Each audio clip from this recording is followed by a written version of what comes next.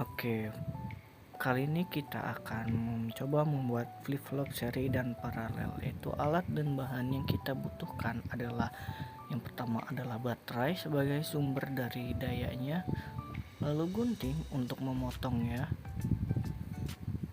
cutter, pulpen, serta tempat baterai dan juga saklar.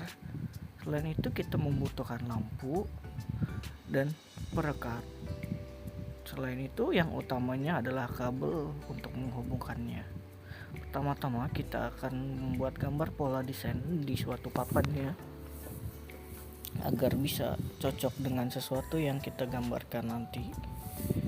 Yang kedua adalah kita memulai memotong-motong kabel dari ujung kabelnya agar bisa terlihat suatu tembaganya yang bisa dihubungkan.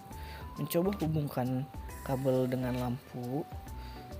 Lalu setelah itu kita akan coba hubungkan juga lampu dengan saklar dan lainnya agar bisa saling terhubung. Selain itu juga gunakan saklar yang agar presisi dengan kabelnya. Setelah itu kita desain dengan mirip sesuai desain awal. Kita mulai coba-coba menghubungkan perekat jika sudah memulai tahap akhir. Setelah itu, maka lampu-lampu akan menyala karena kita tadi sudah menghubungkan kabel lampu dengan saklar dan baterai. Oke, kita sedang tahap pengujian pencobaan di mana yang dua menyala ini adalah rangkaian paralel yang saling tidak terhubung, sedangkan dua yang di kiri adalah rangkaian seri yang saling terhubung. Yang dimana jika rangkaian paralel satu dimatikan, maka yang lain akan tetap menyala. Oke, kita masuk ke pembahasan soal nomor 2, yaitu peta Carnot atau Kmap. Peta Carnot adalah metode grafis revolusioner yang digunakan untuk menyederhanakan ekspresi boolean dalam desain sirkuit digital. Peta Carnot ditemukan oleh Maurice Carnot pada tahun 1953 dan telah menjadi alat penting untuk mengurangi kompleksibilitas gerbang logika. Contoh peta Carnot dua variabel atau dua peubah. Kmap dua peubah adalah representasi dari visual dari fungsi boolean dengan dua input, biasanya A dan B. Setiap sel Kmap 2x2 ini merepresentasikan hasil yang konsisten yang merupakan kombinasi input yang spesifik. Di bawah ini merupakan contoh Kmap dengan logika OR. Yaitu jika 0 bertemu dengan 0 adalah 0, sedangkan 0 bertemu dengan 1 adalah 1, 0 bertemu dengan 1 adalah 1, dan 1 bertemu 1 adalah 1. Begitulah dari tabel kebenaran dan Kmap dari peta Carnot logika OR. Lanjut ke materi ketiga, yaitu encoder dan decoder dalam kehidupan sehari-hari.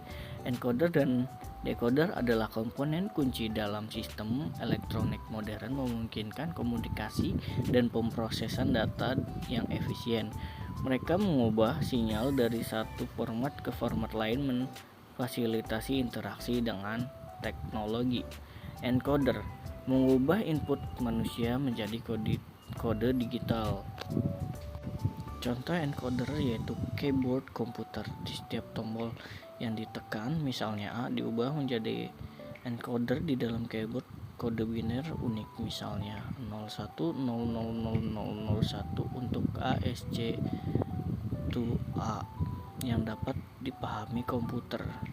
Dan remote TV, saat Anda menekan tombol volume naik, encoder dalam remote mengubah tindakan fisik menjadi sinyal inframerah berupa kode yang dikirim ke televisi. Lalu decoder yaitu mengubah kode digital kembali menjadi format yang dapat dipahami oleh manusia. Contohnya decoder adalah layar komputer. Decoder grafis di komputer Anda menerima kode biner dari CPU yang mengubah menjadi piksel yang dapat dilihat di layar, menampilkan huruf A atau gambarnya. Lalu selain itu ada TV penerima sinyal remote.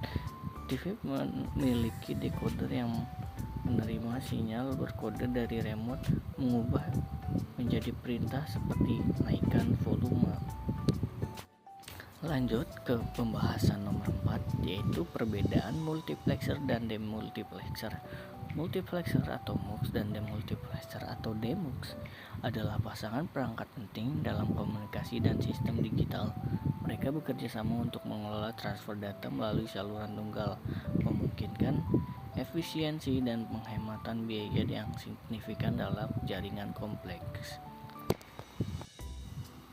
Multiplexer atau MUX. MUX memiliki salah satu dari beberapa sinyal input dan meneruskannya ke satu jalur output seperti saklar putar yang memungkinkan berbagai sumber data berbagi satu jalur. Transmisi umum menghemat kabel dengan biaya input banyak, misalnya 4, 8, 16, output 1, yaitu fungsi mengkonsentrasikan data. Lalu untuk DeMUX atau demultiplexer melakukan kebalikan dari MUX, yaitu ia mengambil satu sinyal input dan mendistribusikan ke salah satu dari beberapa jalur output. Ini adalah perangkat yang memisahkan sinyal yang dikonsentrasikan kembali ke tujuan asalnya, misalnya yaitu input 1 output banyak. Fungsinya itu mendistribusikan data. Oke, lanjut ke materi kelima, yaitu aljabar boolean dan tabel kebenaran. Aljabar boolean adalah fondasi matematika dari semua komputasi digital. Ditemukan oleh George Boole pada abad ke-19. Sistem ini beroperasi dengan hanya dua nilai benar, yaitu 1, dan salah, yaitu 0. Pemahaman tentang operasi dasar sangat penting.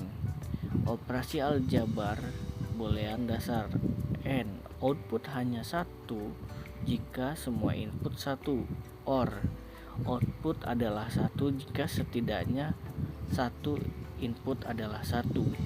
Note: membalikan nilai input 0 menjadi 1, 1 menjadi 0. Tabel kebenaran N, A, dan B. 0, 0. Jika 0 ketemu 0 maka hasilnya 0. Jika 0 ketemu 1 hasilnya 0. Dan jika 1 ketemu 0 adalah 0. Dan 1 ketemu 1 adalah hasilnya 1. Tabel kebenaran ini menunjukkan bagaimana operasi N bekerja, di mana output A, B hanya bernilai 1 jika kedua input A dan B juga benar 1. Ini adalah prinsip dasar di balik gerbang logika dan sirkuit digital. Oke, sekian, terima kasih. Itu adalah pembahasan tentang 5 pembahasan, dimulai dari flip-flop, seri paralel. Yang kedua adalah peta Karnaugh. Yang ketiga adalah DeMUX dan multiplexer. Yang keempat adalah encoder dan decoder. Yang kelima adalah aljabar boolean dan tabel kebenaran. Terima kasih.